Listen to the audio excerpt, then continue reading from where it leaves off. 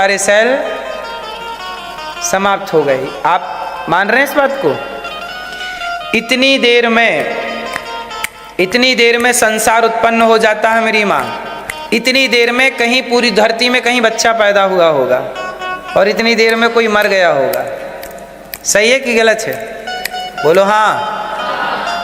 हर क्षण सृष्टि उत्पन्न हो रही है, हर क्षण पालन हो रहा है और हर क्षण संहार हो रहा है। मतलब ब्रह्मा विष्णु महेश हर सेकंड काम में लगे हुए हैं। और ऐसी सृष्टियां एक दो नहीं हैं, हमारे भगवान की ऐसी करोड़ों सृष्टियां हैं। आपने सुना कि नहीं? ऐसी पृथ्वी कितनियां हैं बताओ जरा, कितनी है?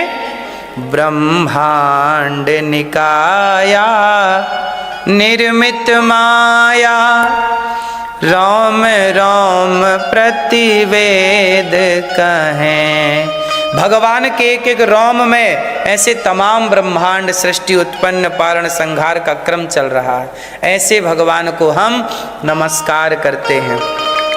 ऐसे भगवान की कथा सुनने जा रहे हैं जो हर क्षण सृष्टि उत्पन्न करते हैं, पालन और संहार के हेतु हैं, सारे दुखों का नाश करने वाले हैं। कितने तरह के दुख होते हैं?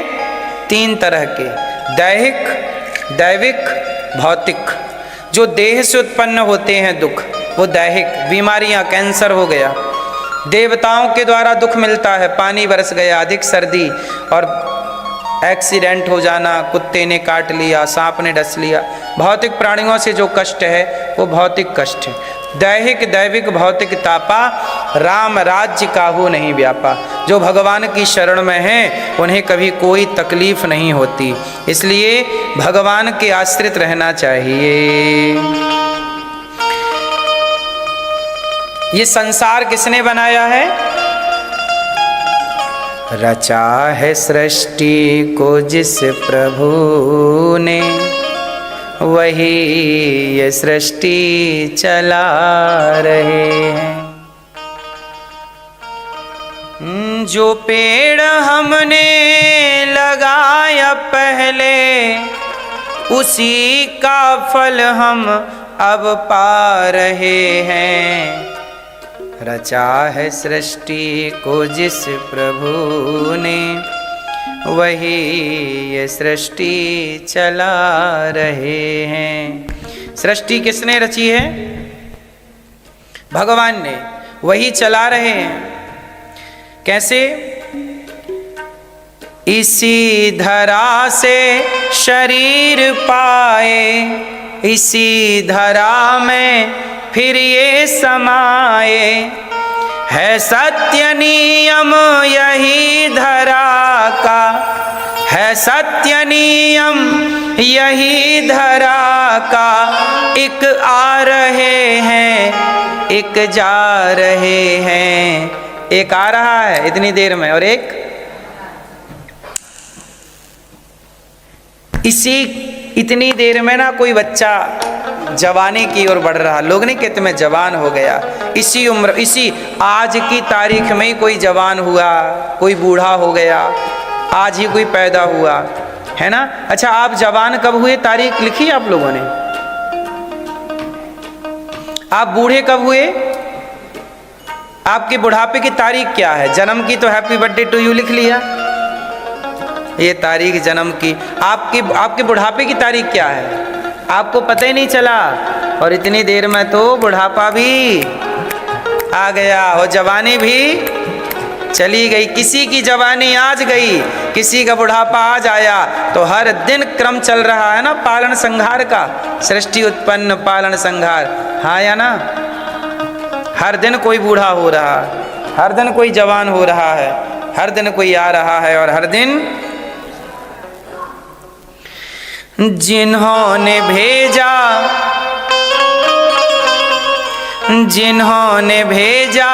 जगत में जाना, तय कर दिया लौट के फिर से आना। आपको यहाँ किसने भेजा? जिन्होंने भेजा जाओ जगत में जाना। हमें भगवान ने यहाँ भेजा, जाओ कुछ करके आओ। आ गए, कर रहे हैं, और जब भगवान कहेंगे चलो आ जाओ तो चले जाएंगे। जिन्होंने भेजा जगत में जाना, तय कर दिया लौट के फिर से आना। जो भेजने वाले हैं धरा पर, जो भेजने वाले हैं धरा पर, वही फिर वापस बुला रहे हैं। कौन बुलाता है आपको? जिन्होंने भेजा है।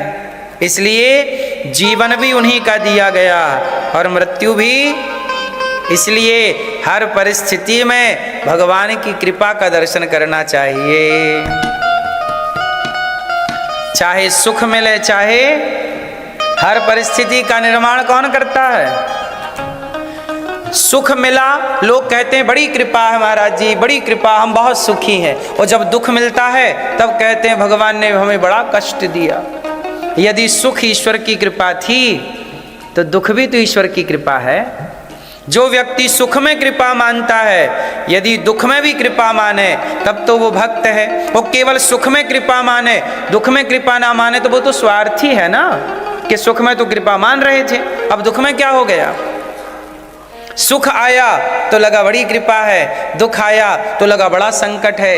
अरे भक्त वो होता है जो हर परिस्थिति को कृपा माने, हर परिस्थिति में कहे, हर परिस्थिति में कहे तेरे तेरे फूलों से भी प्यार, तेरे कांटों से भी प्यार, तू जो भी देना चाहे दे दे मेरे सरकार, तू जो भी देना चाहे दे दे मेरे सरकार, तेरे फूलों से भी प्यार। जीवन मिला तो कृपा है, और मौत मिल गई तो कृपा नहीं है। सुदामा जी गरीब थे, बोलो हाँ, तो क्या वो कृपा नहीं मान रहे थे? शिकायत थी। आज कोई सुदामा जैसा भक्त हो जाए और वो सुदामा जैसा गरीब हो जाए तो भगवान को जीने देगा? कहेगा वाह प्रभु मैं तेरा इतना बड़ा भक्त, देख रोटी नहीं है। वो तो भगवान को अपना नौकर बना लेता, तुम यहाँ बैठो, जो कह रहा हूँ करो, तुम्हारा भगत हूँ। पर सुदामा जितने बड़े भक्त थे पर कभी शिकायत नहीं की कि प्रभु तुमने ये नहीं दिया। जो हर परिस्थिति को कृपा माने वही तो भक्त है ना मेरी माँ, और वही समर्पण है। जब समर्पण ऐसा होगा तब जाके भक्ति का कुछ अर्थ निकलता है। आज लोगों को भक्ति करना है, लेकिन भक्ति करना कैसी है? महाराज जी पैसे नहीं आ रहे हैं, आप बताओ क्या करें? पैसे के लिए भक्ति, पैसे के लिए भक्ति मत करो, पैसे के लिए मेहनत करो, कर्म करो। पैसे के नाम से भक्ति करो ही मत।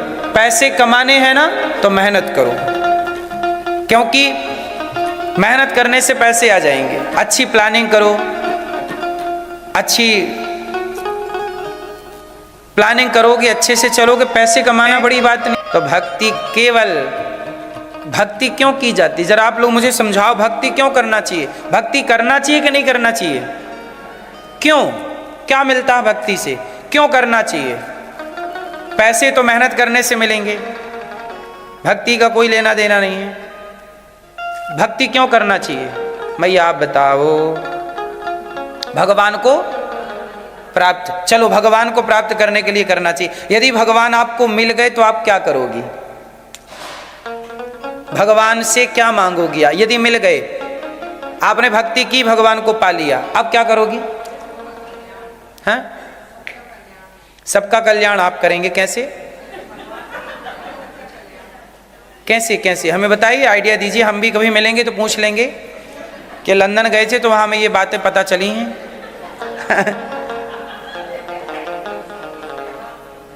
दूसरों की सेवा तो आप अभी भी करती हैं, आप अभी भी करती होंगी और कर रही हैं आप। दूसरों की सेवा, हमारे आपकी सास होंगी, आपके दादी होंगी, नानी होंगी, वो कुत्ते को रोटी डालना, गाय को रोटी डालना, चींटी को दाना डालना, कौआ को रोटी डालना, ये सबके घर में होता। सनातनी हम हैं ना, तो हम सनातनियों के घर में सबके घर ये होता आया है। अब लोगों ने बंद कर दिया, क्योंकि अब ना कुत्ते मिल रहे हैं, ना गैया मिल रही है, ना पक्षी मिल रहे हैं अच्छे से। लेकिन ये सारी चीजें हमारे यहाँ था, ऑलरेडी था। तो मैं आप लोगों से एक सवाल पूछ रहा हूं कि भगवान को भक्ति करते हैं भगवान को पाने के लिए, अच्छा भगवान मिलेंगे तो क्या करोगे? हैं? भक्ति मांगेंगे, भक्ति करोगी तब तो भगवान ही मिल जाएंगे। एक चीज और है मेरी माँ, भक्ति से ऊपर है, हम वहीं आपको पहुंचाना चाह रहे हैं। भक्ति से भी ऊपर एक चीज है, बताओ क्या? मुक्ति।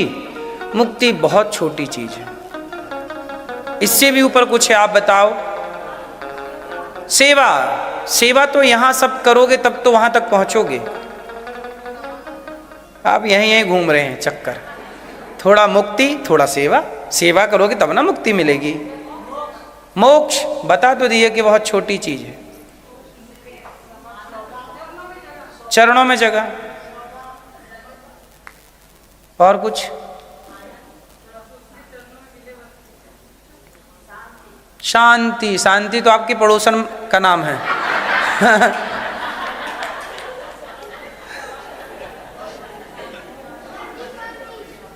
सुनो, ये सारी चीजें आपने जो सब कहा सब सही है, किसी की बात गलत नहीं है, पर यहां से हम आपको और ऊपर उठाना चाह रहे हैं। भरत जी का चरित्र पढ़िएगा। भरत जी ने क्या मांगा? जब राम जी से मिलने चित्रकूट गए तो भरत जी को रास्ते में प्रयागराज जी, वो स्नान किए प्रयाग में, तो प्रयागराज जी प्रकट हो गए, मूर्तिमान प्रयागराज आ गए। और मूर्तिमान प्रयागराज ने कहा कि भैया भरत, तुम बहुत अच्छे भाई हो, बताओ मैं आपको क्या दूं?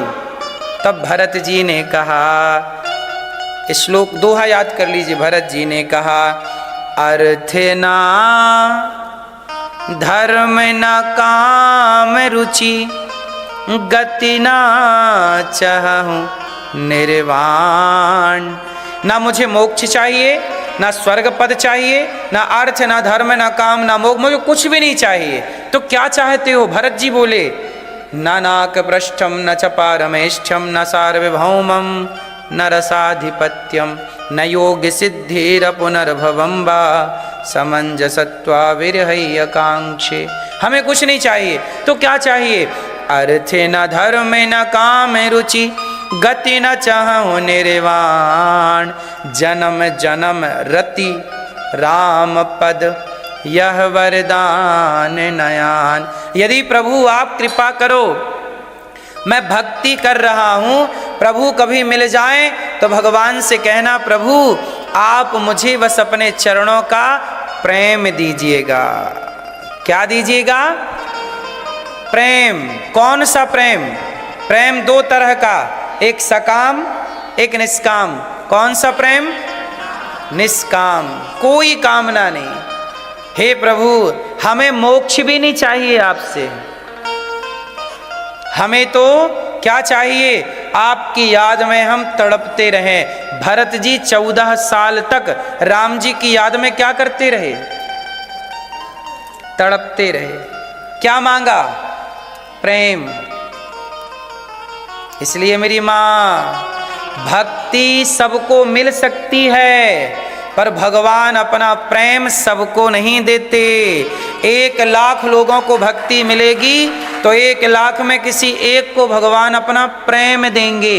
इसलिए राम ही केवल प्रेम प्यारा, जान ले जो जान निहारा। भगवान को क्या प्रिय है? गोपियां क्या करती हैं भगवान से? बोलो, क्या गोपियां मोक्ष चाहती हैं? नहीं, गोपियां प्रेम करती। और प्रेम कैसा कि कृष्ण चले गए तो उनकी याद में तड़प रही हैं, रो रही हैं, रो रही हैं, लेकिन रोती हैं पर कुछ चाहती नहीं। इसलिए प्रेम सबसे ऊंची चीज है। भगवान से कभी मिलो तो क्या मांगो? प्रभु अपने चरणों की प्रीति दीजिए। भगवान की भक्ति क्यों करना चाहिए? प्रेम पाने के लिए। सुदामा क्या करते हैं कन्हैया से? प्रेम। और इतना प्रेम करते हैं कि जब सुदामा कृष्ण से मिलने गए तो सुदामा भगवान से कुछ मांगने नहीं, सुदामा 4 मुट्ठी चावल देने गए थे, कृष्ण से कुछ लेने नहीं। लेने गए? हाँ, जहां प्रेम होगा वहां लेने का भावना होगा, वहां तो सब कुछ देने का, अपने को देना। नदियां प्रेम करती हैं समुद्र से, तो समुद्र से कुछ लेती नहीं है, अपने आप को समर्पित कर देती हैं समुद्र में। देने का नाम प्रेम है, अपने को डुबा देने का नाम प्रेम है, भगवान में समर्पण कर देने का नाम। कोई चाह नहीं है, जहां प्रेम है वहां कोई डिमांड नहीं होगी। जहां डिमांड है वो प्रेम नहीं है, वो स्वार्थ है। वो क्या है? यदि हम आपसे कुछ चाहते हैं तो स्वार्थ ही तो हुआ ना मेरी माँ। इसलिए संसार के हर रिश्ते में कहीं ज्यादा कहीं कम स्वार्थ दिखता है, लेकिन भक्त और भगवान के रिश्ते में कोई स्वार्थ ना हो, फिर प्रेम हो, तब वो सार्थक होती है भक्ति, तब वो सार्थक होता है जीवन, तब वो सार्थक होता है प्रेम। और वही प्रेम आपको सब कुछ दे सकता है। क्या चाहिए आपको बताइए? इसलिए मेरी माँ ये भागवत प्रेम करना सिखाती हैं। ऐसे भगवान कृष्ण को हम नमस्कार करते। यम प्रव्रजंत मनुपेतमपेत कृत्यम द्वैपायनो विरह कातर आजुहाव पुत्रेति तन्मयतया तरवो विनेदुस् तम सर्वभूत हृदयम मुनिमानतोष्मि। श्री सुखदेव भगवान, सुखदेव जी प्रकट हुए, जन्म लेते ही चल पड़े संसार से, मोह मन को हटा करके। चलो तब करेंगे भगवान के लिए। सुखदेव भगवान चल पड़े। ऐसे सुखदेव जी को नमस्कार करते हैं।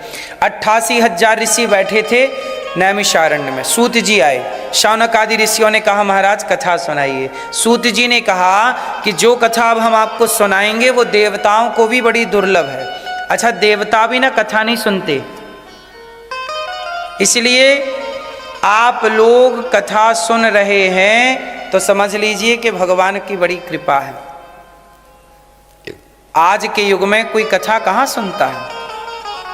आप जैसे भले लोग सुन रहे हैं, और नवरात्रि में भी कथा आप सुन रहे हैं, तो समझ लो कि इस नवरात्रि में किया गया आपके द्वारा कोई भी पुण्य आपका करोड़ों गुना बढ़कर के मिलना। सिद्धि कब मिलती है? नवरात्रि में किया गया कोई भी जप तप कार्य सिद्धि को देता है। इसलिए सिद्धि पाना हो तो नवरात्रि में सत्संग करिए, जप करिए, तप करिए, पूजन करिए। अच्छा,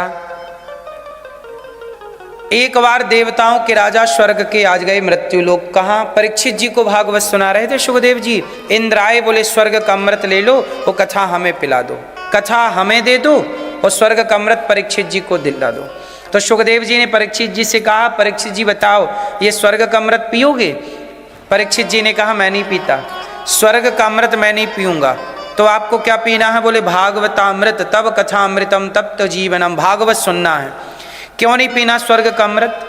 मैया स्वर्ग के अमृत को मना कर दिया परीक्षित जी ने, हम नहीं पिएंगे। क्यों?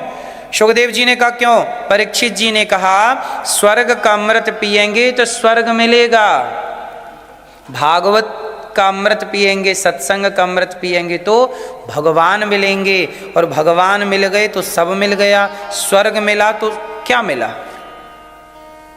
आप लोग स्वर्ग चाहते हैं कि भगवान को चाहते हैं? लेकिन आपके यहाँ कोई की मृत्यु हो जाती है तो आप लिखवाते हैं स्वर्गीय फलाने जी। आप लोग भेजना सबको स्वर्ग ही चाहते हैं, जबरदस्ती काहे स्वर्गीय बना रहे हो? स्वर्गीय ना बनाओ, क्या बनाओ? वैकुंठवासी, साकेतवासी। स्वर्ग वर्ग नहीं जाना चाहिए। आपको कोई बुलाए ना भी इंद्र कभी धोखे से, तो चले मत जाना। मैया आप लोग जाओगी स्वर्ग?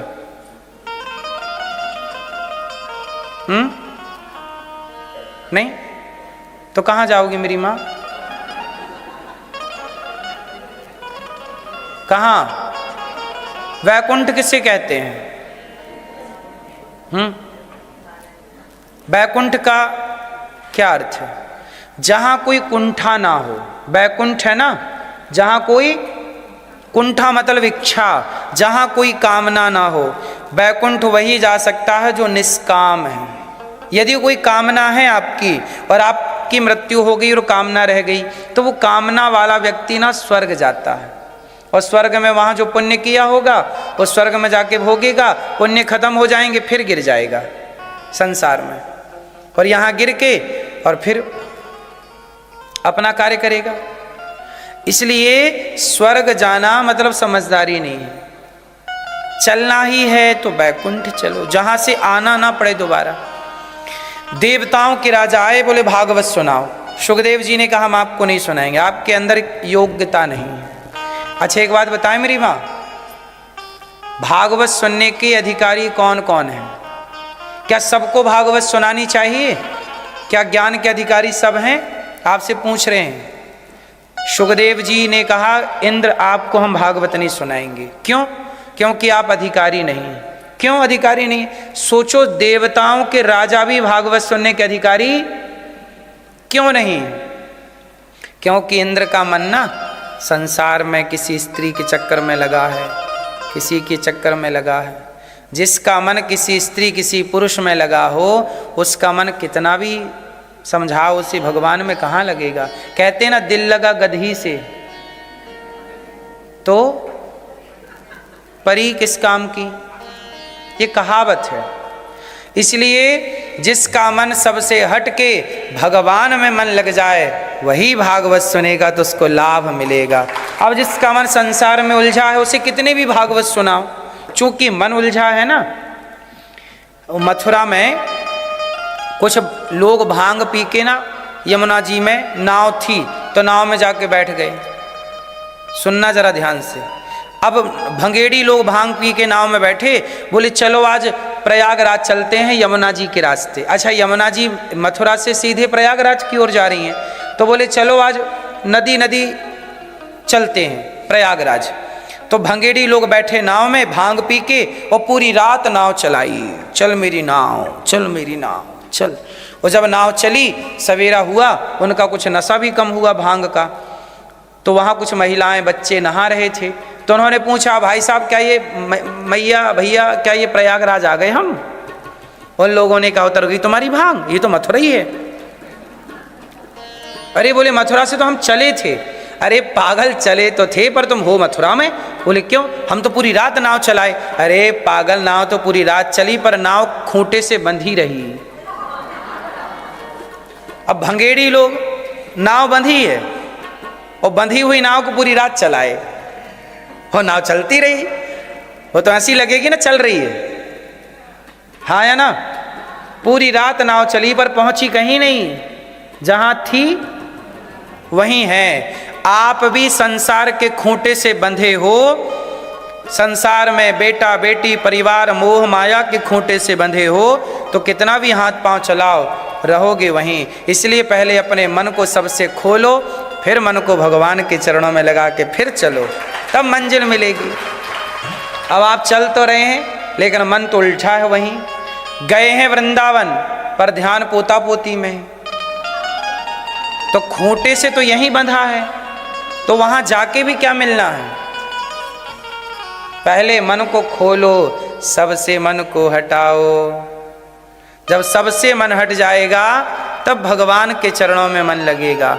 वही है निष्काम प्रेम। जिसका मन स्थिर हो जाए वो भागवत सुने तो उसको लाभ मिलेगा। इसलिए मेरी माँ, भागवत आप लोगों को मिली है ना तो आप बड़े पुण्यात्मा हो। एक बार यह भागवत देवताओं के राजा को नहीं मिली, स्वर्ग में तराजू बांधी तौल कर देखा भागवत जी का पलड़ा भारी। जो भागवत सुनता है ना उसी का पलड़ा भारी है, आप ये समझिएगा। जो भागवत सुनेगा वही पुण्यात्मा कहलाएगा। जैसे पैसे कमाने वाले को धनवान कहते हैं, धन है तो धनवान, बल है तो बलवान, ऐसे भागवत जो सुनता है वही पुण्यात्मा है, पुण्यवान। इसलिए भागवत सुना करिए। अभी 2 अक्टूबर से भागवत जी के पोथी पाठ होंगे वृंदावन में, तो आप भी अपने पितरों के लिए पूर्वजों के नाम से भागवत जी के पोथी पाठ करा सकते हैं, अपने पितरों की सदगति के लिए। प्रिय भक्तों, एक बार क्या हुआ कि नारद जी महाराज सारे तीर्थों में गए शांति पाने के लिए, पर शांति नहीं मिली। जब वो सत्यम नास्ति तपः शौचम सब जगह गए, पर सत्यम नास्ति तपः शौचम दया दानम न विद्यते, कहीं नारद जी को शांति नहीं मिली। अच्छा, शांति कहाँ है? मैया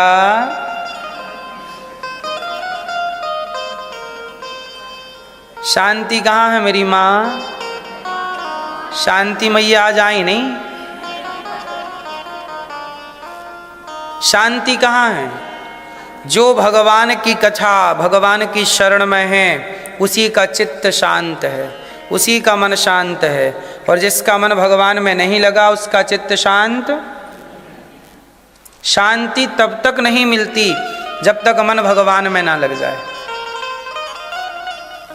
नारद जी को शांति नहीं मिल रही। एक बार नारद जी संसार में शांति के लिए भाग रहे हैं। कहाँ शांति? पुष्करम च प्रयागम च काशीम गोदावरीम तथा हरिक्षेत्रम कुरुक्षेत्रम श्रीरंगम सेतु बंधनम।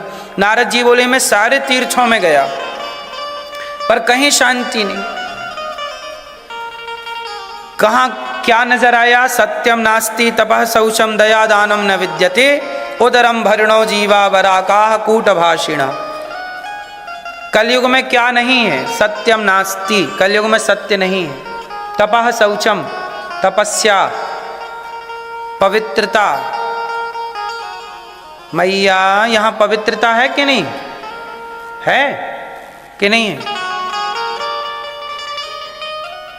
पवित्रता कागज से आती है कि पानी से?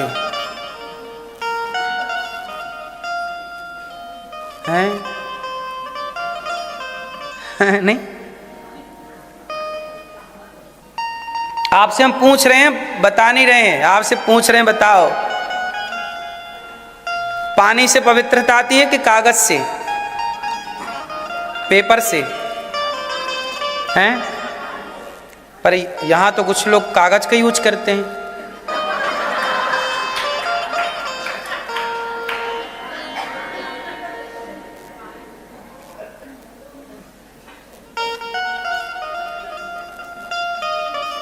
इतनी देर लगी समझने में।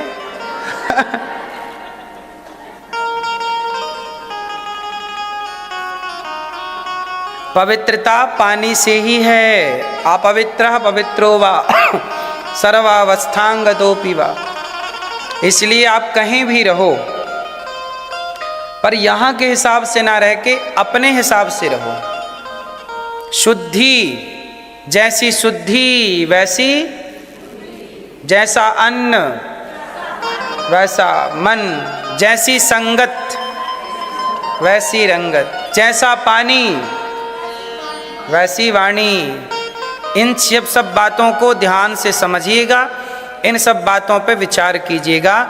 ये बात हम नहीं कह रहे हैं अपनी ओर से, भागवत जी में लिखा है। नारद जी को चिंता हुई इस बात की। सत्यम नास्ति तपः शौचम। शौचम मतलब यही शुद्धि, शौच का विचार, शौचाचार कहते हैं इसे। कलयुग में सत्य नहीं बचा, लोग स्वार्थ इतने हो गए हैं, झूठ पे झूठ, झूठ पे झूठ बोले चले जा रहे हैं। सत्यम नास्ति तपः, तपस्वी कोई नहीं बचा। शौचम, पवित्रताएं भी नष्ट हो गई। लघु शंका करने के बाद 4 कुल्ला करना चाहिए, तब शुद्धि होती है।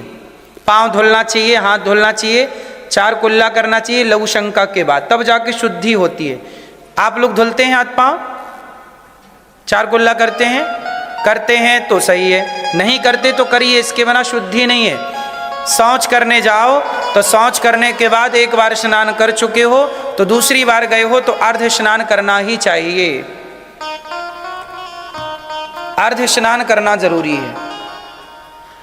शौच के बाद शुद्धि कब होती है? स्नान के बाद।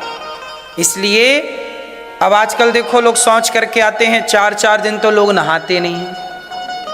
अब जो 4-4 दिन ना नहाएं, इनसे किस धर्म की उम्मीद करोगे? किसकी उम्मीद करोगे? इसलिए किसी भी देश में रहो, कहीं भी रहो, पर अपनी पवित्रता को नष्ट ना होने दो। किसको नष्ट ना होने दो? अपनी शुद्धि को, अपनी पवित्रता को, अपने विचारों को।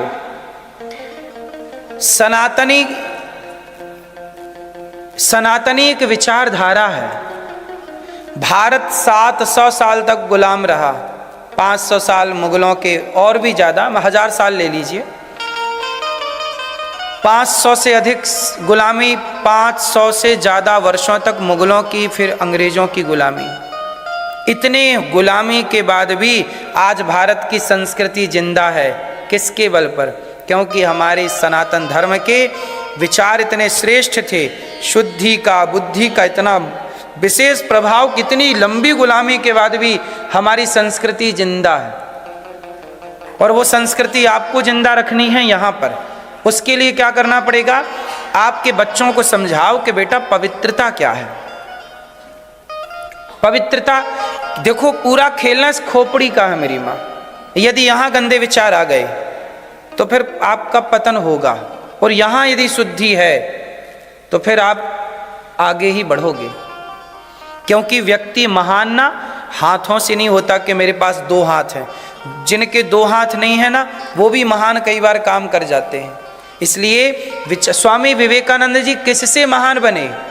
उनका भी शरीर आपकी तरह था, 2 हाथ पांव वाले, उनकी भी 2 आँखें थीं, हमारी आपकी भी 2 आँखें हैं, पर उनके विचार हमसे अलग थे। इसलिए व्यक्ति को महान उसके विचार बनाता है, ना कि शरीर की बनावट, डिजाइन। ये तो सबका एक सा है, सबके 2 हाथ पांव, सबकी अंदर की संरचना सबके लगभग एक सी है। बोलो हाँ। अब खेल है विचारों का। इसलिए केवल पेट भरना उद्देश्य ना हो, पवित्रता का ख्याल हो, शुद्धि का ख्याल हो, बुद्धि अच्छी होगी। नारद जी महाराज सारे तीर्थों में गए, पर देखा कि यही सब चल रहा है। इसलिए देखो ना, भारत की संस्कृति आज भी दुनिया की श्रेष्ठ संस्कृतियों में एक है। हमारी संस्कृति का थोड़ी कोई बराबरी कर सकता है भारतीय संस्कृति की। बोलो हाँ। जब यहाँ की स्त्रियां, यहाँ के अंग्रेज लोग, अंग्रेजों की नारियां, जब आप भारत की महिलाओं को देखती हैं ना, जब आपकी साड़ी देखती हैं, तो वो क्या कहती है? वाह सुंदर। अच्छा, आपके पहनावे को देखकर यहाँ की अंग्रेजों की पत्नियां आपके पहनावे को देख करके आपको अच्छा कहती हैं कि नहीं? हाँ या ना? भारतीय परिधान जो है, हमारी भारतीय जो साड़ी है, भारतीय पहनावा है, उसे देखकर यहाँ की महिलाएं भी इंप्रेस होती हैं कि नहीं? अरे कितनी सुंदर है। इसका मतलब है कि हमारी संस्कृति सबको अच्छी लगती है। तो जब हमारी संस्कृति सबको अच्छी लगती है, तो हमारी संस्कृति हमें भी बहुत अच्छी लगनी चाहिए। हमें अपनी संस्कृति को बहुत प्यार करना चाहिए। हमें अपनी संस्कृति को क्या करना चाहिए? बहुत प्यार करना चाहिए। क्योंकि हमारी संस्कृति को दूसरे लोग प्रेम करते हैं। आजकल तो भारतीय हिसाब से लोग विवाह करने लग गए, भारतीय रीति रिवाज से। हल्दी चढ़ाना, मंडप गड़ाना, तेल चढ़ाना, क्यों? वो सब भारतीय परंपरा है। यहाँ अंग्रेजों को आप बताएंगे तो वो भी समझेंगे। तो हमारी संस्कृति ही दुनिया को अच्छी लगती है। हमारी संस्कृति सबसे पुरानी है, पर नूतन सी लगती है, नई सी लगती है, नवीनता है हमारे यहाँ, नयापन है। इसलिए नारद जी ने कहा कि मैं सारे तीर्थों में गया, पर वृंदावन जब गया, वहाँ एक उदास कन्या बैठी। देवी तुम कौन हो? अहम भक्ति ऋतिख्याता एमऊ में तनयऊ मतऊ। महाराज मेरा नाम भक्ति, ये मेरे 2 बेटे ज्ञान और वैराग्य हैं। क्या हो गया इनको? बोले कलयुग आ गया तो ना भक्ति करने वाले तो लोग फिर भी हैं, पर ज्ञान वैराग्य की मूर्छा नहीं जा रही है। ज्ञान वैराग्य किसी को नहीं चाहिए। कलयुग में क्या नहीं है? ज्ञान नहीं है, वैराग्य नहीं है, त्याग। कलयुग में ज्ञान की कमी है, ज्ञान नहीं है। कौन सा ज्ञान है कलयुग में? ज्ञान है मनमुखी ज्ञान है। जिससे जो अच्छा लग रहा है उस ज्ञान पर चल रहा है। किसी को बीड़ी पीना अच्छा लग रहा है, बोले हमारा यही ज्ञान सही है। किसी को गुटखा खाना अच्छा लग रहा है, वो लगता है, उसे लगता है गुटखा खाना सही है। किसी कोई शराब पी रहा है, उसे लगता है शराब पीना सही है। जिसे जो अच्छा लगने लगता है वो गलत है कि सही, इस पर कोई विचार नहीं करता कि सही है कि, बस उसे अच्छा लगना चाहिए। अच्छा लग रहा है मतलब उसे लग रहा है कि अच्छा है। गुटखा हमें अच्छा लग रहा है तो उसे लग रहा है कि भाई गुटखा हमें अच्छा लग रहा है तो हमारे लिए बेहतर है। नहीं साहब, ये परिभाषाएं नहीं है। परिभाषाएं ये हैं कि जो अच्छा है वो अच्छा लगे या ना लगे पर अच्छा वही है। जैसे बच्चा मोबाइल चलाता है तो माँ को लगता है कि मोबाइल चलाना गलत है, तो माँ उसे छीन लेती है मोबाइल, पर बच्चे को लगता है कि माँ आपने क्या किया, मेरा मन था मोबाइल चलाने का। अरे बच्चे को लगता है कि मोबाइल चलाना सही है, पर माँ को लगता है कि मोबाइल चलाना गलत है। बच्चे को लगता है कि मैं खेलूं ये अच्छा है, पर माँ को लगता है कि ये पढ़े तो अच्छा है। बोलो हाँ। इसलिए जरूरी नहीं है कि जो आपको अच्छा लगता है वो आपके लिए अच्छा हो। बच्चे को खेलना अच्छा लगता है, बच्चे को पढ़ने ना कहा जाए ना तो बच्चा कभी ना पढ़े। क्यों, ये बात सही है कि गलत है? ना कहा जाए तो वो पढ़े ही ना, वो दिन भर खेलता रहे, उसका पेट ही नहीं भरता। वो पढ़ने को कहो तो वो सोने लग जाएगा। ना पढ़ने के बहाने उसके पास, पर ना खेलने का कोई बहाना नहीं है। इसका मतलब है कि आजादी कहीं ना हो। क्या कहीं ना हो? बच्चे को आजाद छोड़ दीजिए, जा बेटा तेरा जहां मन करे चला जा। बताइए, ऐसा बेटा आजाद यदि हो गया तो क्या वो कर सकता है कुछ बढ़िया काम? थोड़ा बंधन चाहिए। किसका बंधन? मर्यादाओं का। इसलिए आपसे हम यही प्रार्थना करते हैं कि थोड़ा बच्चों को मर्यादाओं के बंधन, भारतीय संस्कृति के बंधन, परंपराओं के बंधन में बांधिए। आप भी बंधिए, मैं भी बंधूं, सब बंधे। बंधे रहना ज्यादा बेहतर है। किससे बंधे रहना? पतंग बंधी है एक धागे से तो आकाश में लहरा रही है, और जरा वो खुल जाए, धागे से टूट जाए तो कितनी भी ऊंचाई पे पतंग हो, नीचे गिरना है ही उसे। ऐसे ही मर्यादाएं वह पतंग का धागा है जो आपको ऊंचा बनाने में मददगार है। यदि वो संस्कारों का धागा कट जाएगा ना तो आप कितने भी ऊंचे होंगे, धड़ाम से नीचे गिर जाएंगे। नारद जी कहते हैं कि मैं भक्ति महारानी से मिला। देवी कौन हो? भक्ति हूँ। क्या करूं महाराज कि मेरा दुख दूर हो जाए? तब भागवत सुनाई भक्ति ज्ञान वैराग्य को हरिद्वार की पावन धरती पर सनकादियों ने, तब जाके दुख दूर हुआ भक्ति महारानी का। कहाँ बैठूं भक्तों के हृदय में जाकर के बैठ गई। एक यहाँ सवाल खड़ा हुआ कि कोई पापी व्यक्ति भागवत सुने और तर जाए तो आश्चर्य नहीं, कोई पापी भागवत सुन के तर जाए तो आश्चर्य नहीं, कोई पुण्यात्मा भागवत सुन के तर जाए तो आश्चर्य नहीं। जिसने जीवन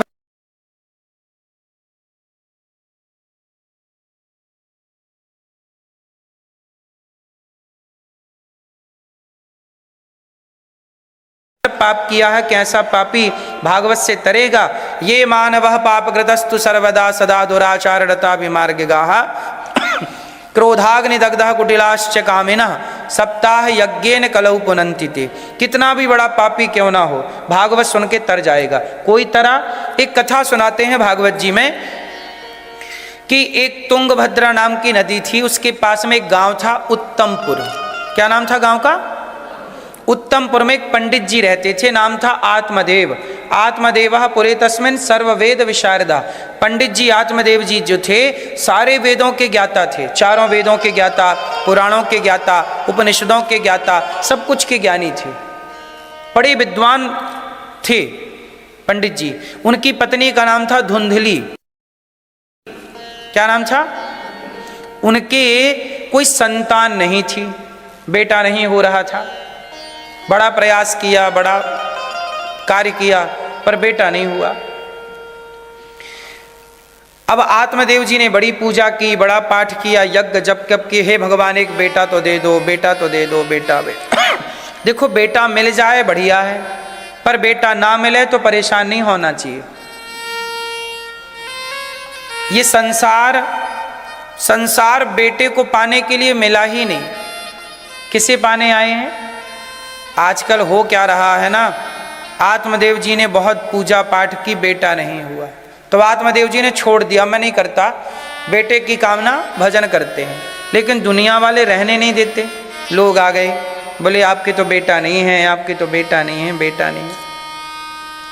बस यही है मेरी माँ, बेटा नहीं है तो हम तो अपने को तसल्ली दिला लेते हैं कि चलो नहीं है जी, पर दुनिया के लोग जीने नहीं देते, ये ताने मारते हैं, अरे तेरे तो बेटा नहीं है, तेरे तो बेटा नहीं है, शादी के इतने साल हो गए बेटा नहीं हुआ, बेटा नहीं हुआ। लोगों को बड़ी टेंशन रहती है, लोग अपने बारे में ध्यान नहीं देते, दूसरों के बारे में। यहाँ भी ऐसे लोग हैं नहीं हैं? हैं? यही सब झंझट से तो आप भारत से यहाँ आए और यहाँ भी यही, कहाँ जाओगे अब बच के। इसने बना